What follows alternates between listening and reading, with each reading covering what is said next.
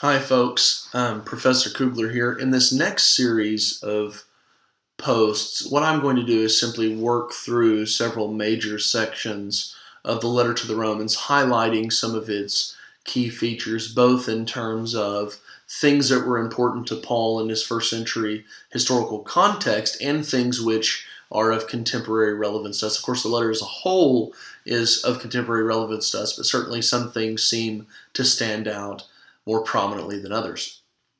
Now, it is the case that Romans is often divided into several neat sections. Romans chapters 1 to 4 and is section 1. Section 2 is often designated as Romans chapters 5 to 8. Section 3, Romans chapters 9 to 11. Section 4, Romans chapters 12 to 16. But anyone that actually has spent any amount of intimate time with the letter to the Romans will quickly realize that this separation, this division of the letter, while sometimes heuristically, practically helpful, and maybe even perhaps necessary, is very artificial. That actually the seams between chapters 4 and 5 are tight and coherent and depend one on another. That it makes perhaps just as much sense to stop after chapter 3 and to treat chapter 4 as a separate bridge argument of its own about what does it mean to be Jewish now, what constitutes a son of Abraham. It also makes sense really to read Romans 7, though it belongs within the sequence of Romans 5, 6, 7, and 8, to read Romans 7 as a standalone piece about what it means to be an Israelite under the curse dispensing Torah. We'll talk about that perhaps in a later posting. It also makes some sense, not just because of the density and power and awe-inspiring nature of Romans chapter 8, but also because it is a kind of conclusion to what Paul has been arguing, not just from chapter 5, but from chapter 1, to treat that on its own. But then again, Romans 9 to 11 means what it means because of its coherent ties with the triumphal, hopeful, celebratory ending of chapter 8, but the celebratory ending of chapter 8, as we will see, also sounds this solemn, sad, almost desperate tone of the early bits of Romans 9, and it's the reason why Paul is in tears, as he says, and he's in great pain and grief at the beginning of Romans 9. And then again, it makes plenty of sense to treat several chapters from 12 to 16 separately. Let's take the last bit first, chapter 16, with its close-up and personal designation of all sorts of people in these house churches. Wayne Meeks has done a fascinating study from 30 or almost 35 years ago called The First Urban Christians, where he goes through meticulously through the names. He goes through all sorts of features of the New Testament, but goes through the names in passages like the greetings and well wishes at the end of Paul's letters, and not least Romans 16, and says, is this a Greek name? Is this an Aramaic name? Is this a Latin name? What might that tell us about the sociological constitution of the churches in Rome? If lots of the names are Latin names, for example, then it makes sense to say that the folks making up these communities perhaps were indigenous, native to Rome or its immediate environs, where Latin was spoken, and perhaps it indicates that it's a largely Gentile audience, etc. You get the point. But so it makes sense to treat chapter 16 on its own and to investigate that for the fruits which it might bear. It makes sense to treat chapter 14 on its own because of its close-up engagement with what seem to be some of the big issues in the relationships between the house churches in Rome, in terms of, do we keep the Sabbath, do we not keep the Sabbath? Do we keep the Jewish food laws, do we not keep the Jewish food laws? What do we do about meat sacrificed to pagan gods in Rome, etc.? It makes sense to treat the early part of Romans 13, 1 to 7, as a unit in its own about political theology. What's the relationship between the church and the state? It makes sense to treat Romans 12 in terms of the loving and mutual engagement of members in the body of Christ on its own. Anyway, I think the point has been made. And of course, Romans 15, for its wonderful exposition, Christological appropriation of all sorts of texts from Isaiah and the Psalms. So anyway, divisions in these letters are often artificial. And Paul seems to have written Romans. Of course, I'm sure he was aware of changes in topic and tone and style and major features and issues which he wanted to address. But nevertheless, each part needs the other to make the sense that Paul intended it to make. So anyway, that by way of the divisions are artificial, and now here I go to work through a division of the letter, chapters 1 to 4, but principally for practical reasons that, if I made a video about Romans 1 to 16, it would be incoherent and far too long. So let's say a little bit about the letter to the Romans, which has 16 long and magnificent chapters, and we're just going to dive right in. Paul designates himself as a slave of Christ Jesus. He's called to be an apostle. He's set apart for the gospel of God. So Paul sees himself as an apostle called set apart, which echoes, the language of being set apart echoes his earlier letter to the Galatians, where Paul indicates that he sees himself like Isaiah saw himself in the book of Isaiah 49, chapter 49, like Jeremiah saw himself, like the prophets saw themselves, announcing either that God is about to act in a decisive way or that God already has acted in a decisive way. Paul is going around the Mediterranean world as a kind of prophet, announcing, not prospectively that the day might come, but that indeed it has come. He's announcing the gospel of God, Romans 1:1.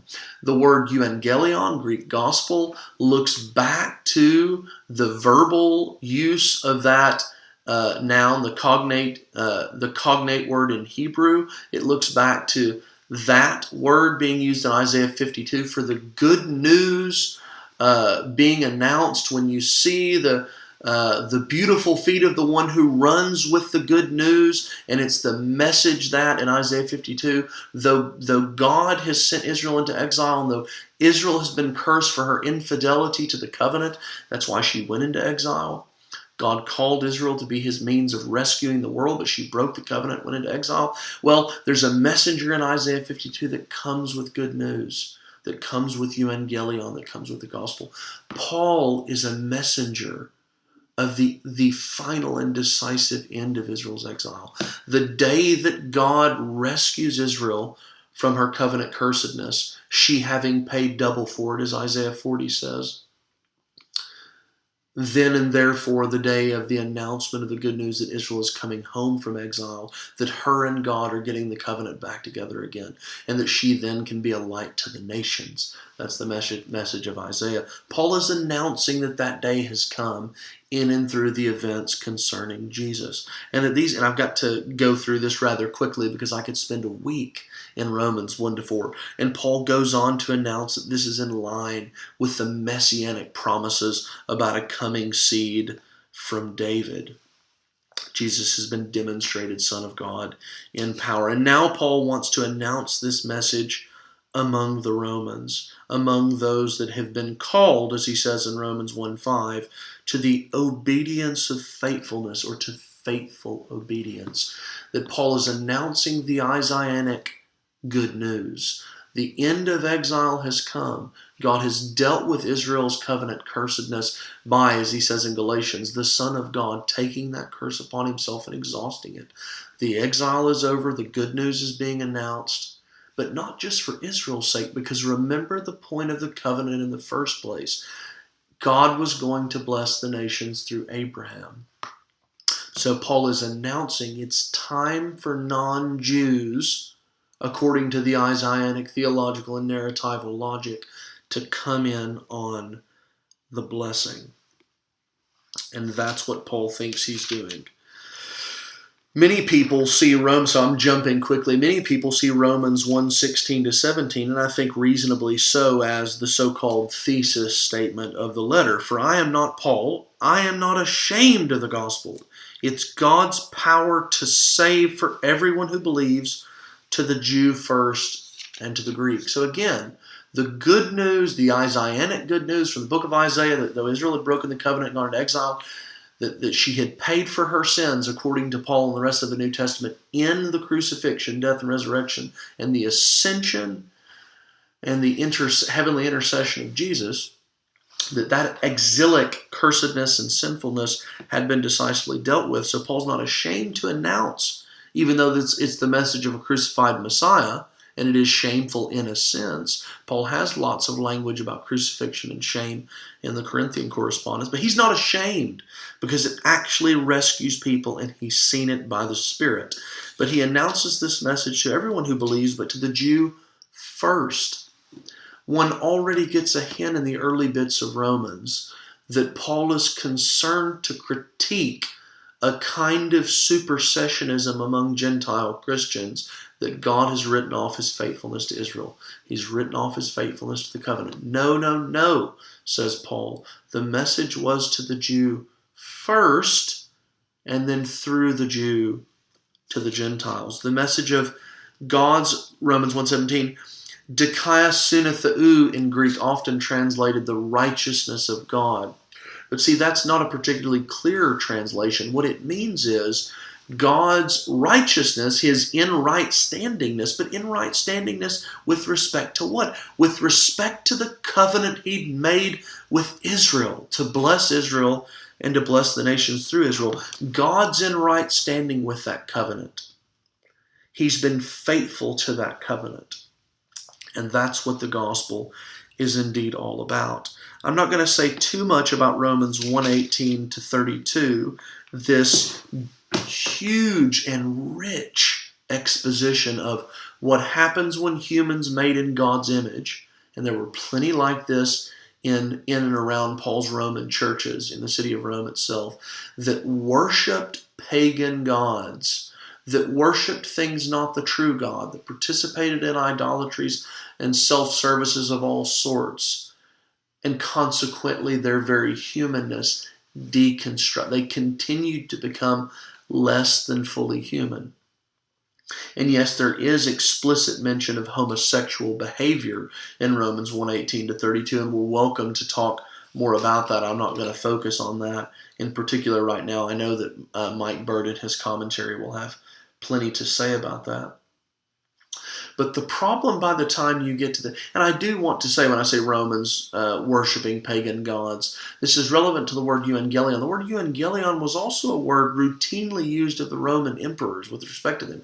When an emperor was born, it was called euangelion, the good news of a new emperor who will bring justice and peace. His birthday was referred to as euangelion, good news. His victory, the announcement that he'd been victorious in some battle is euangelion, it's good news.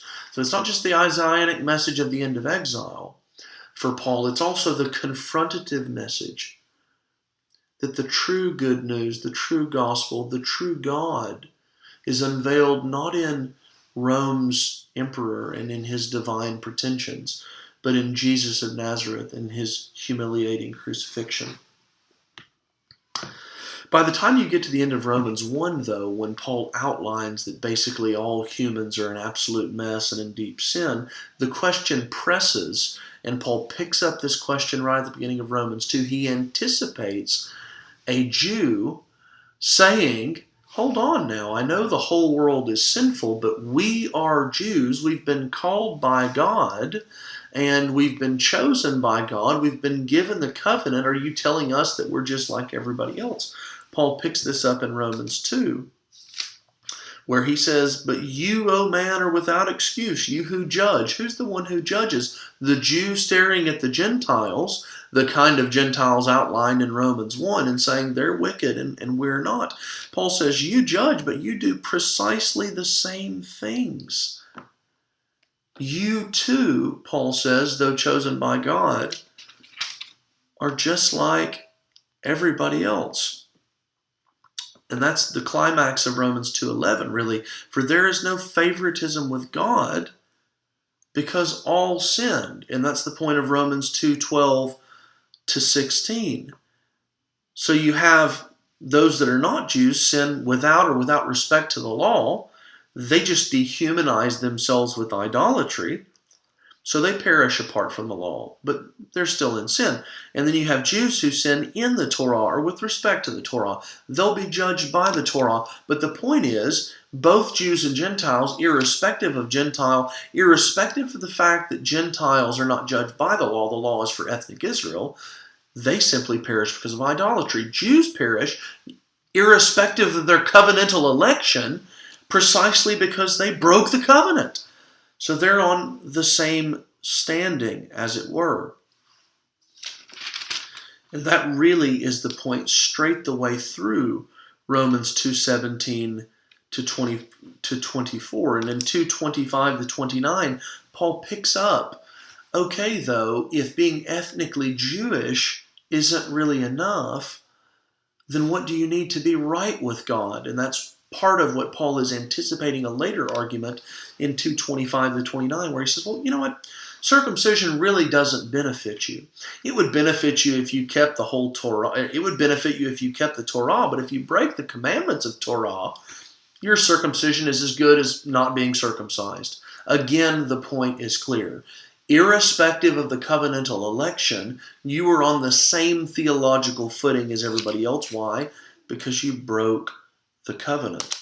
So true Jewishness, true people of Godness, true covenant faithfulness, true being in relationship, if you like, with God, so Paul is going to consider in Romans 2:28 to 29, is an inward, mysterious happening.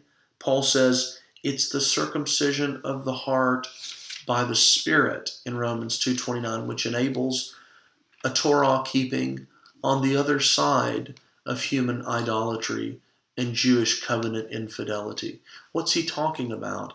He's alluding to Deuteronomy 30. Deuteronomy 30 predicts after chapters 27 to 29, after the covenant curses have come upon Israel in exile, in Babylonian exile, for breaking the covenant, Israel will not just circumcise their flesh like they'll be ethnic Jews.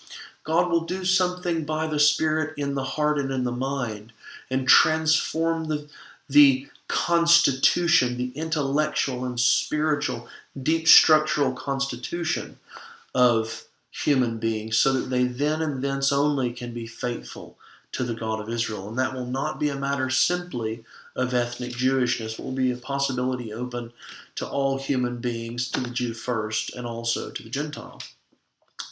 Well, this analysis of the human situation immediately precipitates what Paul wants to talk about, or what Paul anticipates a Jew will say in Romans 3. See the question. What then is the benefit of being Jewish, or the advantage of circumcision? Essentially, Paul's anticipating the Jewish response. What's the point of the covenant then? If we're in the same situation, on the same theological footing as everybody else, what's the point of the covenant? And then Paul says in Romans 3:2, well, the advantage is much in every way. First, Jews were entrusted with God's oracles, God's promises. If they've been unfaithful, their unfaithfulness, does it nullify the faithfulness of God?